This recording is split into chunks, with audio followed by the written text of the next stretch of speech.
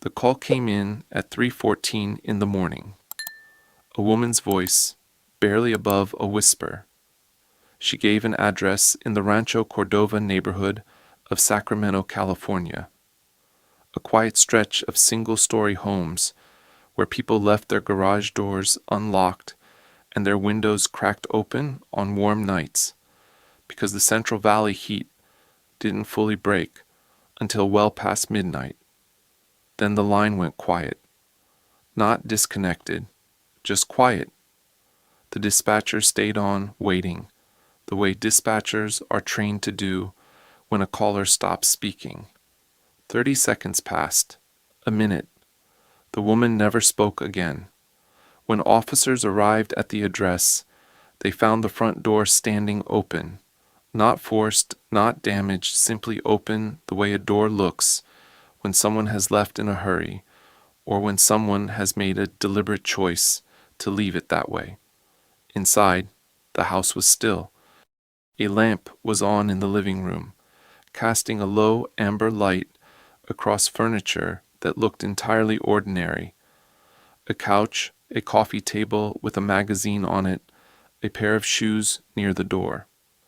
A glass of water sat on the kitchen counter, half full, condensation still visible on the outside of the glass. Whoever had poured it had done so recently. In the bedroom, the evidence of what had happened was methodical, deliberate, almost surgical in its arrangement. The responding officers had seen violent crime scenes before. They had seen rage, impulse, desperation, the kind of violence that leaves a room destroyed, and a story that reads itself. This was none of those things. Whatever had been here that night had been careful, patient, and based on what the officers found, it had almost certainly been here before, not tonight, but on some other quiet night, moving through the same rooms without leaving a trace. That call, that address, that half-full glass of water, they were not an isolated event.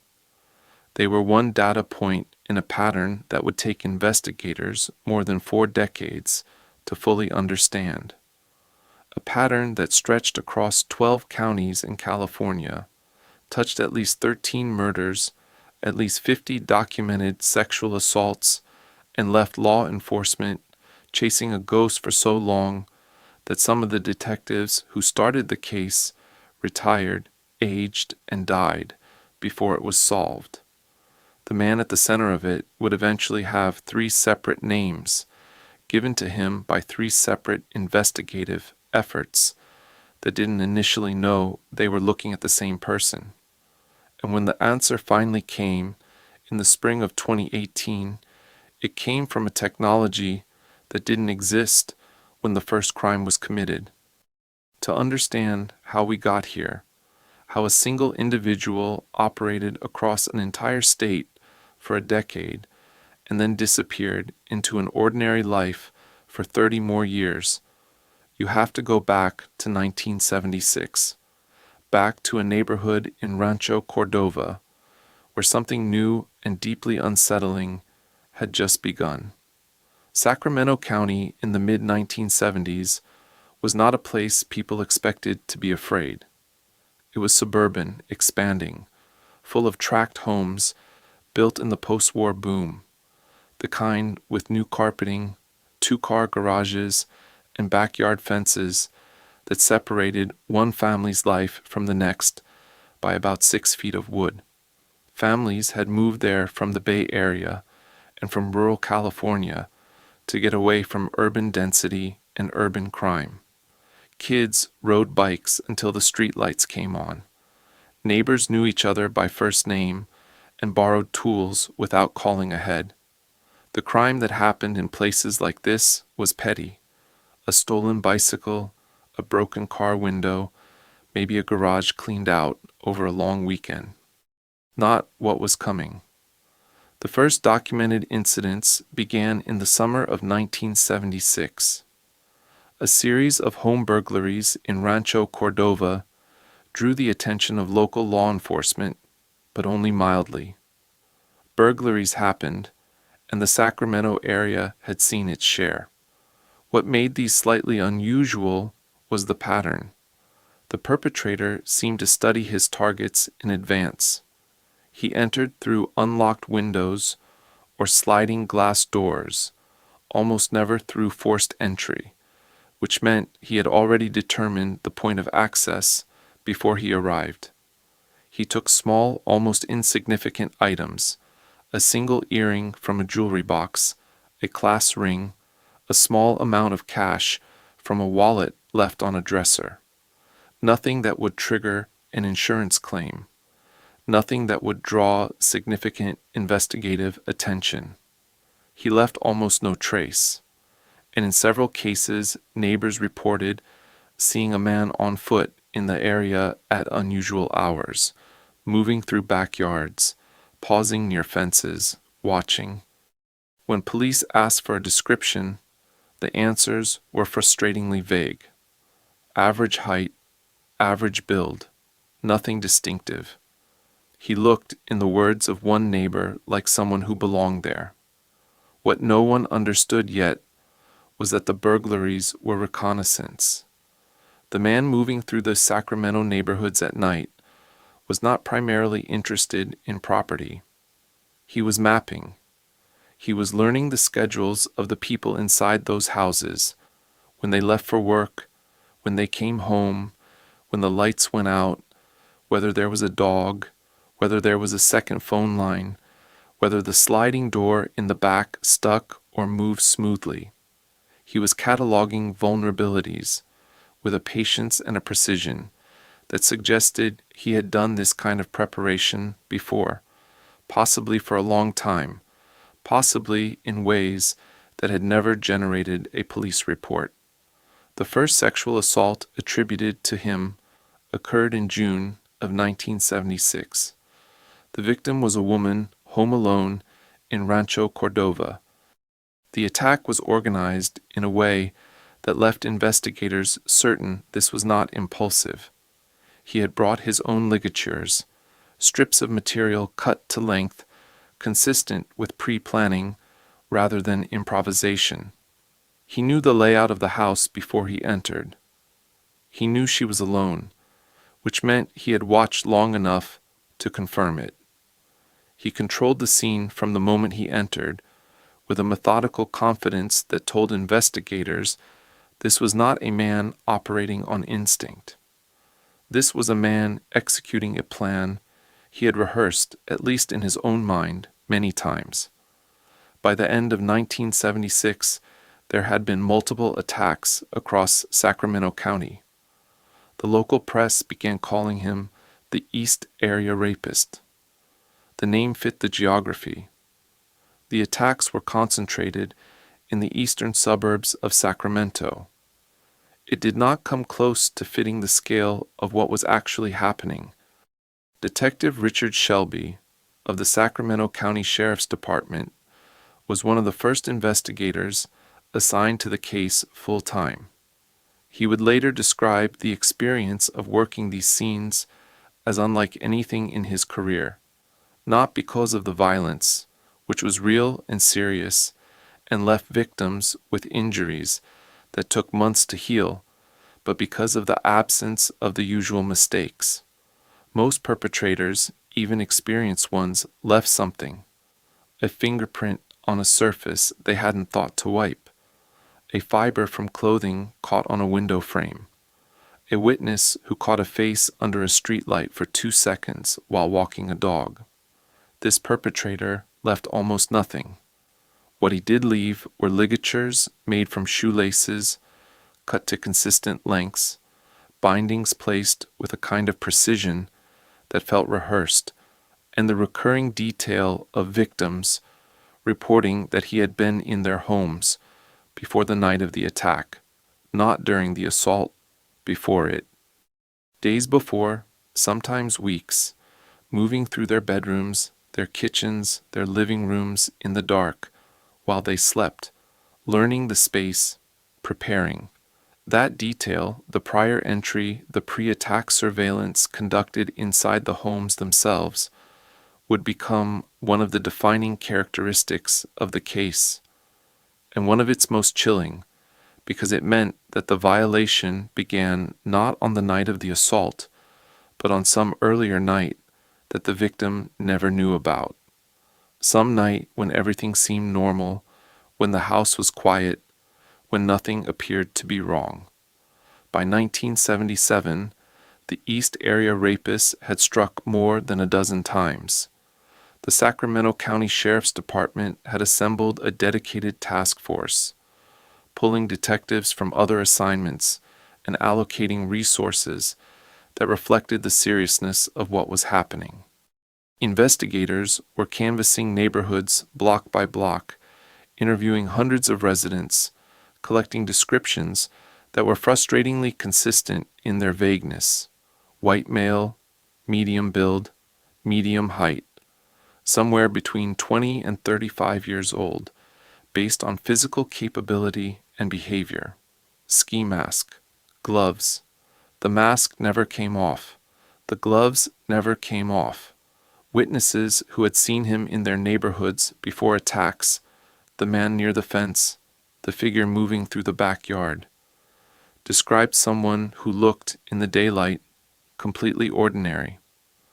Someone who could walk past you in the parking lot of a Safeway on Folsom Boulevard and leave no impression at all. The task force had a geographic profile. They had physical evidence, semen samples collected from crime scenes, shoe impressions in soft ground near points of entry, a partial DNA profile that was, in 1977, nearly impossible to act on with the technology available. The science of forensic DNA analysis did not yet exist in a form that could identify an unknown individual. What they had was a biological sample that could confirm a match if they ever had a suspect. But getting to a suspect required a name, and they did not have one. They also had something else: phone calls. Between attacks, the perpetrator called some of his victims. The calls were not random, they were strategic. Sometimes he called before an assault, in the days leading up to it, to gauge the victim's state of awareness. Whether she had noticed anything unusual, whether she had reported anything to police, whether she was on alert, or going about her routine normally. Sometimes he called after, in the days or weeks following an attack, to demonstrate that he was still present, still watching, still aware of her movements, in a way that made clear the assault had not ended the night it occurred. He was still there. He wanted her to know it. The calls were brief. Sometimes he said nothing at all, just held the line open, breathing. Sometimes he told a victim he was going to kill her. The calls were traced as best as 1970s telephone technology allowed, which meant physical trace equipment installed on lines, which took time to arrange and required the call to last long enough to complete a trace. He never stayed on long enough. The calls went nowhere useful. In October of 1977, a community meeting was held in Rancho Cordova. Hundreds of residents packed into the gymnasium of a local school, sitting in folding chairs under fluorescent lights, frightened and demanding answers from a sheriff's department that was working the case as hard as it could and still had nothing to show for it. A detective stood at the front of the room and explained what the task force knew, which was substantial in terms of behavioral profile and limited in terms of identification, and what they were doing about it, which was not yet working. The room was tense. People asked about patrol increases, about whether it was safe to leave their children home alone, about whether the department had any idea who this man was. A man in the audience, later described by several attendees as calm, attentive, asking specific and knowledgeable questions about police patrol schedules and response times, was never identified. He asked, according to at least one account, about the gaps between patrol passes in residential areas. He listened carefully to the answers. Investigators who reviewed accounts of that meeting years later wondered whether he had been in that gymnasium, whether he had sat in a folding chair under those fluorescent lights and listened to law enforcement explain, in detail, the boundaries of what they knew and the limits of what they could do, whether he had walked out of that meeting knowing exactly how much time and space he still had. There was no arrest in 1977.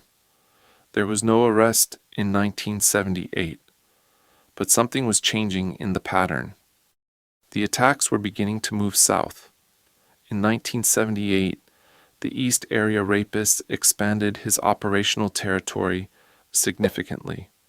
Attacks began appearing in Stockton, 60 miles south of Sacramento, then in Modesto, then in Davis, just west of Sacramento, then in communities in the Bay Area, Danville, San Ramon, Walnut Creek, areas that had no previous connection to the Sacramento cases and whose local law enforcement had no reason to immediately link what they were seeing to a perpetrator operating in a different county.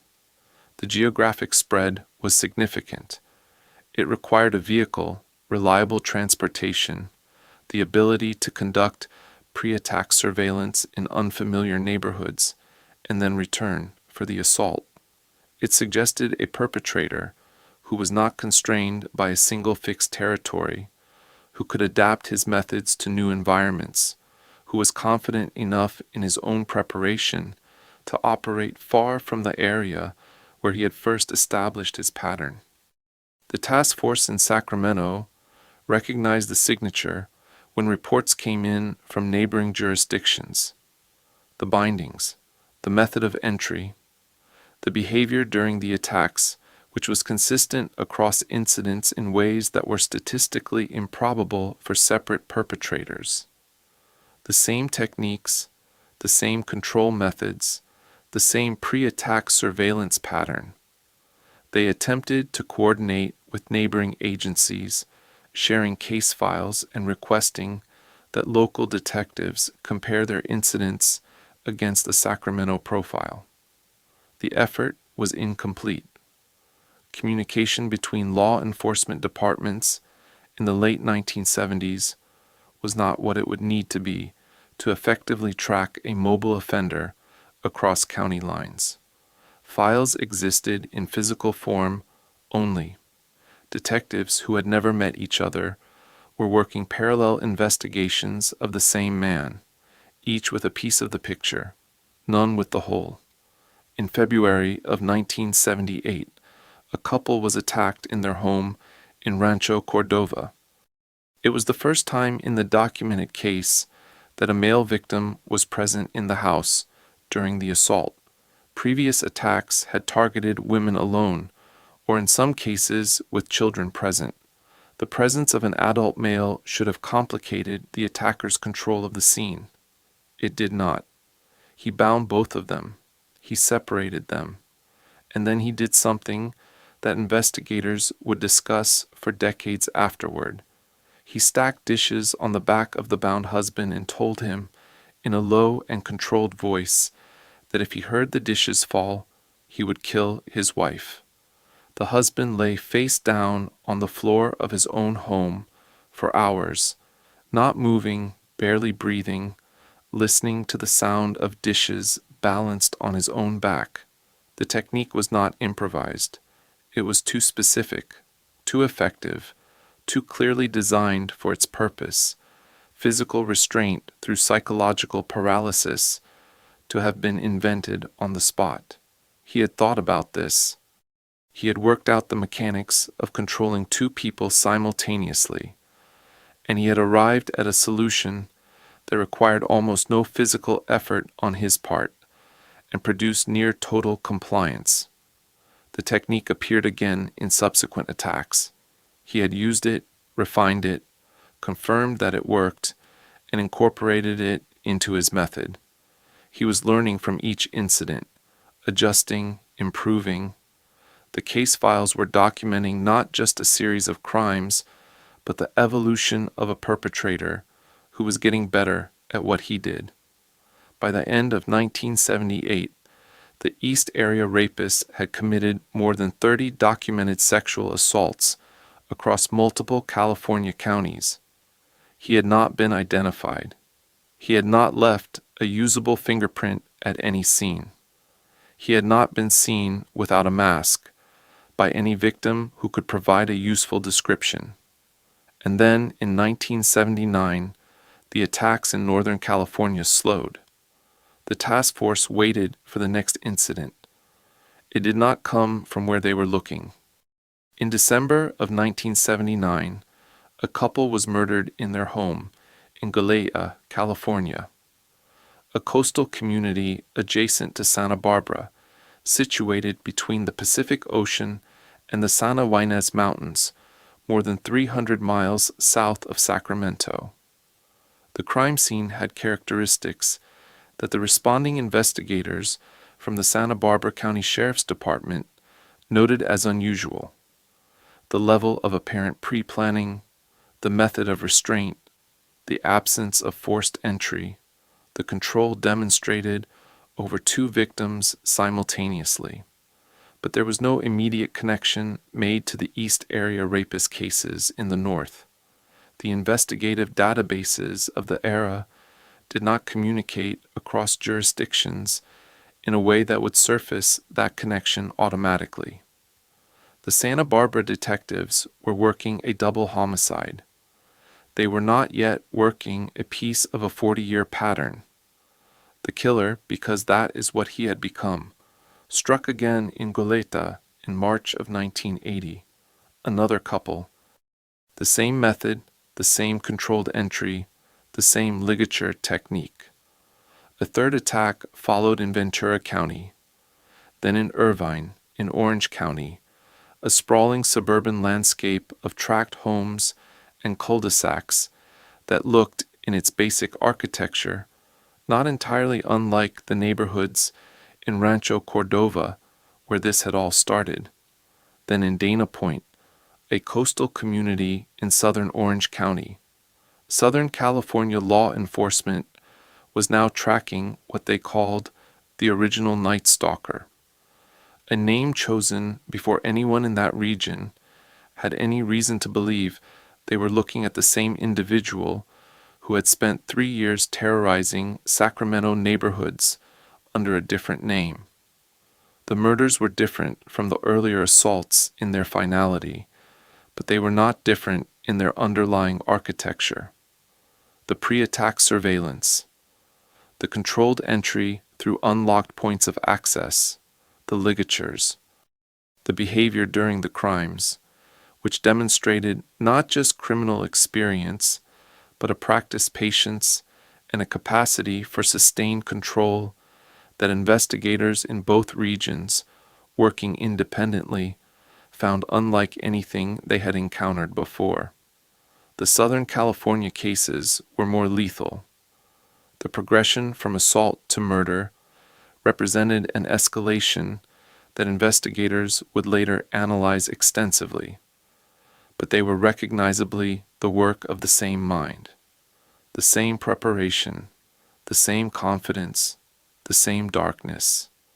The connection between the East Area Rapist and the original Night Stalker was not formally established until the early 2000s, when advances in forensic DNA technology allowed investigators to compare biological samples from both sets of cases with a precision that had not previously been possible. The result was a definitive match. The man who had been moving through Sacramento backyards in the summer of 1976, watching families through their windows, learning their routines, had become the man who was killing couples in their beds in Southern California 4 years later. One person, more than 50 documented sexual assaults, 13 murders, 2 separate task forces in 2 separate regions of California, that had spent years working parallel investigations of the same individual without knowing it. When investigators in Sacramento learned of the DNA match, one of the detectives who had worked the original East Area Rapist case in the late 1970s said, in an interview years later, that he had always believed the attacks had not simply stopped, that people who operate with that level of discipline and planning do not simply decide one day to stop. They evolve. They change geography. They change method when method needs to change. But they do not stop, because what drives them is not circumstantial. It is not something that resolves on its own. He had been right, and the evidence had been there, waiting in evidence rooms and case files across 12 California counties for anyone who could assemble it into a single picture. By the mid-2000s, the combined case had a new name, the Golden State Killer. The name came from true crime writer Michelle McNamara, a former actress turned investigative journalist who had become obsessed with the case in a way that was methodical rather than sensational.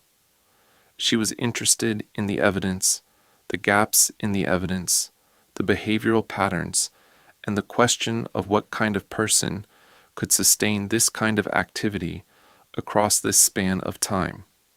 She built her own database. She corresponded with law enforcement investigators. She filed public records requests and read case documents that most journalists had never sought out. She wrote about the case on her website, True Crime Diary, and developed a following among people who shared her conviction that the case was solvable, that the answer was somewhere in the existing record if someone looked at it the right way. Her work would eventually be published posthumously as a book titled I'll Be Gone in the Dark, which became a bestseller and a documentary series and brought renewed national attention to an investigation that had been stalled for decades. McNamara died in April of 2016, in her sleep, at the age of 46. She never knew how close the end was. She never got to see the arrest she had spent years working toward. She was 2 years away from it. The Golden State Killer case had by the mid-2010s accumulated an extraordinary volume of investigative material. Hundreds of boxes of physical files, thousands of interview transcripts, evidence collected from crime scenes spanning 4 decades, preserved in conditions that range from excellent to questionable depending on the storage practices of the individual agencies involved. The DNA profile was definitive. Anyone who had contributed to the crime scenes could be identified with certainty if their DNA existed in a searchable database. The problem was that Joseph James DeAngelo had never submitted DNA to any law enforcement database. He had no criminal record that required it. He had moved through the decades without generating the kind of documentation that would have put him in the system. What changed everything was a forensic technique that did not exist when the first crime was committed. Investigative genetic genealogy, sometimes called forensic genealogy, uses DNA from a crime scene to search publicly available genetic databases, the kind that consumer ancestry companies have built over the past decade from millions of voluntary submissions. The DNA doesn't need to match the suspect directly. It only needs to match a relative, a cousin, a second cousin, someone who shares enough genetic material to indicate a family connection. From that connection, investigators work backward through publicly available genealogical records, birth certificates, marriage records, census data, obituaries, newspaper archives. They build a family tree, identify every individual in the relevant generation and geography, and eliminate candidates one by one until the list narrows to a name. Paul Holes was a forensic investigator with the Contra Costa County District Attorney's Office, who had spent years working the Golden State Killer case. He had studied the physical evidence, analyzed the behavioral patterns, and developed a detailed picture of who the perpetrator likely was, his approximate age, his likely background, his probable geographic roots. Holes believed the man had law enforcement or military training. The tactical awareness, the ability to manage high-stress situations without losing control, the understanding of police procedure that seemed embedded in the way he operated, all of it pointed to someone who had been trained in environments where discipline and situational control were explicitly taught. He believed the man was in his mid-20s during the Sacramento attacks, which would place him in his late 60s or early 70s by 2018. Holes retired from Contra Costa County in March of 2018. On his last day of work, he submitted a DNA sample from the Golden State Killer case to GEDmatch, a publicly available genealogy database that allowed users to upload raw genetic data and search for relatives. It was not a guaranteed method. It required significant follow-up investigation. It required genealogists who could work a family tree across multiple generations using public records. It required investigators who could then conduct physical surveillance on candidates to collect confirmatory DNA. But it was the most promising path the case had seen in years, and Holes submitted the sample on his last day because he was not willing to leave without trying. The result came back within weeks.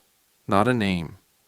A cluster of relatives, people who had voluntarily uploaded their DNA to GEDmatch for personal ancestry purposes, and whose genetic profiles were consistent with a family connection to the unknown DNA from the crime scenes. Investigators from the FBI, the Sacramento County Sheriff's Department, and the California Attorney General's office began working the family tree. It was painstaking work, identifying individuals in the relevant generation, confirming their ages, checking their locations during the years of the crimes, eliminating those who could not have committed the offenses. The list narrowed slowly, over weeks of careful work. One name kept emerging from the analysis. A man in his early 70s, living in Citrus Heights, California, a suburb of Sacramento, less than 15 miles from the neighborhoods where the East Area Rapist had first operated in 1976. His name was Joseph James D'Angelo Jr. He was a former police officer. He had served with the Exeter Police Department in the San Joaquin Valley, beginning in 1973, and later with the Auburn Police Department in Placer County, northeast of Sacramento. He had been dismissed from the Auburn Police Department in 1979, the same year the Sacramento area attacks slowed and the Southern California murders began, after being caught shoplifting dog repellent and a hammer from a drugstore on Lincoln Way in Auburn. The circumstances of that dismissal had never been connected to the East Area Rapist investigation, even though the timing aligned almost exactly with the period when the pattern shifted. D'Angelo was 72 years old. He was a grandfather. He lived in a modest single-story house on Canyon Oak Drive in Citrus Heights, behind a wooden fence with a yard that neighbors occasionally glimpsed through the slats. He had worked for years as a truck mechanic for Save Mart supermarkets after leaving law enforcement. His neighbors described him as private, occasionally irritable about minor issues, a car parked in the wrong place, a noise complaint, but entirely unremarkable. He had lived in that house for decades. He had watched the neighborhood change around him. He had gone to the grocery store, maintained his vehicle, interacted with the world in the limited and ordinary ways that people do when they are trying not to be noticed. Before making any move toward arrest, investigators needed to confirm the DNA match independently and beyond any legal doubt. They placed D'Angelo under physical surveillance, a careful, sustained operation that required him not to know he was being watched. They waited for opportunities to collect discarded DNA, items he had touched and left behind in public spaces, material he had thrown away, biological trace that he had shed without knowing anyone was collecting it. The samples were sent to the lab and compared against the DNA profile from the crime scenes. The same profile that had been sitting in evidence for 4 decades, waiting for a name. The match was exact, every marker definitive. On April the 24th, 2018, Joseph James D'Angelo was arrested in the driveway of his home on Canyon Oak Drive in Citrus Heights. It was a Tuesday morning. He was taken into custody by a team of investigators without incident. No resistance, no attempt to flee, no dramatic confrontation. He said almost nothing. Officers who were present later noted that he seemed, in that moment, like a man who had been carrying something very heavy for a very long time. Not relieved exactly, but not surprised either. The flat, still affect of someone who had understood, perhaps for years, that this moment was eventually going to arrive. The legal process that followed was long and carefully constructed across multiple jurisdictions. D'Angelo faced charges in Sacramento County, Contra Costa County, Santa Barbara County, Ventura County, and Orange County. The crime spanned more than a decade of active offending and decades of subsequent investigation, and the logistics of prosecution were significant. Multiple district attorneys, multiple sets of victims and families, multiple jurisdictions, each with their own legal processes and timelines. Prosecutors ultimately pursued a resolution designed to avoid separate trials in each county, a process that could have consumed years and required surviving victims to testify repeatedly in multiple courtrooms. The alternative was a comprehensive plea agreement that would resolve all charges simultaneously. On June 29, 2020, Joseph James D'Angelo appeared in a courtroom at California State University, Sacramento. The venue chosen because the courthouse facilities could not safely accommodate the number of victims, family members, legal representatives, and observers who needed to be present, particularly under the public health protocols then in effect. He was seated in a wheelchair, wearing a blue jail uniform. He was 74 years old. He pleaded guilty to 13 counts of first-degree murder and admitted responsibility for 13 murders and more than 50 rapes committed across California between 1975 and 1986.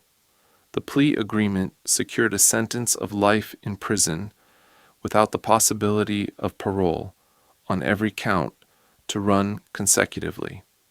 What followed over the next several days was one of the most significant victim impact proceedings in California criminal history. Survivors of his attacks and family members of his murder victims were given the opportunity to address him directly in that courtroom, with him present and required to listen. Some of them had been waiting for this moment for more than 40 years. Some had spent the majority of their adult lives shaped in ways large and small by what he had done to them in a single night, the way they slept, the way they locked their doors, the relationships they had been able to build or unable to sustain, the things they had told their children, and the things they had never been able to say out loud to anyone. They spoke for hours across multiple sessions. D'Angelo sat in his wheelchair and listened. One survivor, who had been a teenager at the time of her assault in Sacramento in the late 1970s, told him that she had checked her locks every night for 40 years, multiple times every night before she could sleep, that she had been afraid of the dark for 4 decades, in a way that had never fully resolved, that had shaped every home she had lived in and every night she had spent in them, that she wanted him to know it had not destroyed her, that she had built a life, raised children, found moments of genuine happiness, but that he had taken something from her on a specific night in a specific house that she had never gotten back, and that she needed him to hear that from her directly, in a room where he could not hang up the phone. D'Angelo, when given the opportunity to address the court, said only a few words. He said he had lived a double life. He said he had wanted to stop. He did not explain what had prevented him from stopping. He did not describe what the double life had felt like from the inside, or how he had maintained it across decades, or what he had thought about in the years after the crimes ended, when he was living quietly in Citrus Heights, while investigators in multiple counties were still looking for him. He offered nothing that resembled an accounting of why. The why, as it so often does in cases like this, remained unanswered. Joseph James D'Angelo is currently serving his sentence at the R.J. Donovan Correctional Facility in San Diego, California.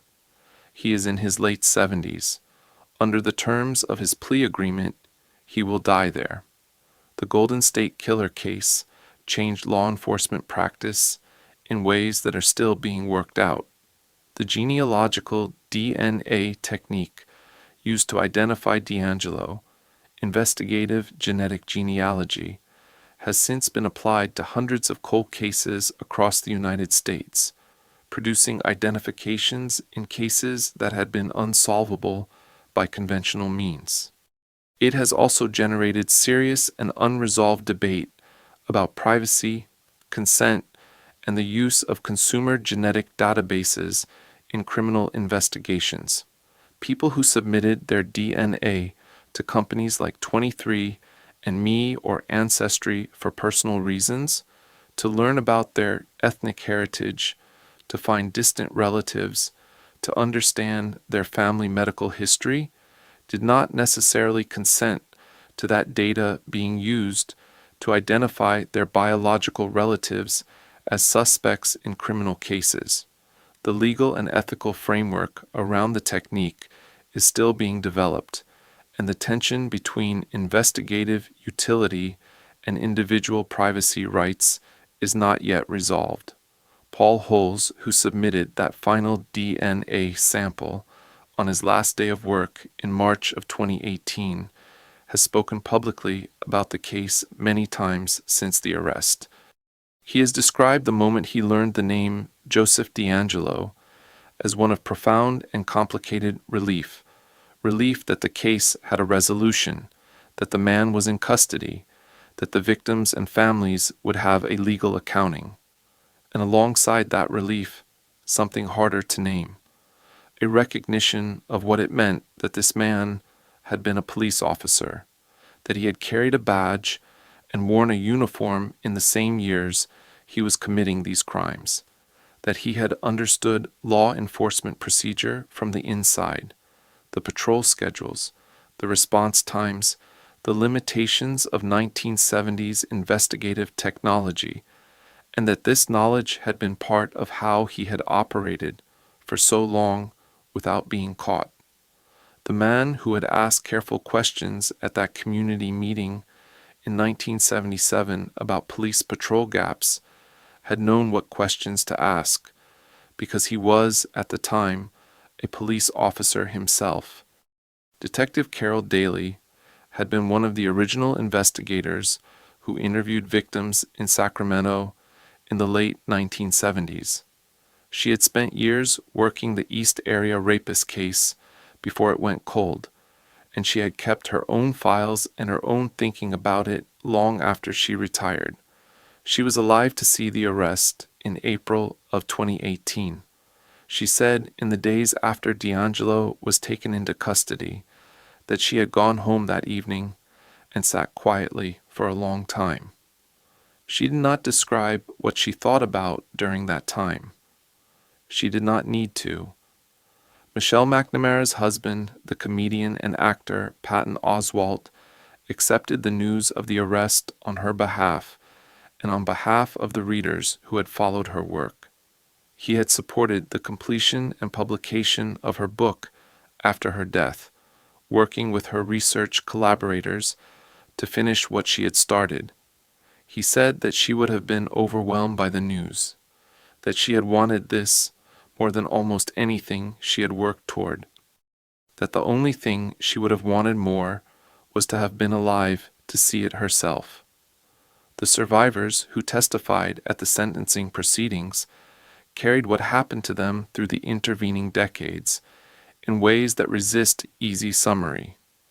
Some had rebuilt their lives substantially. Some had not.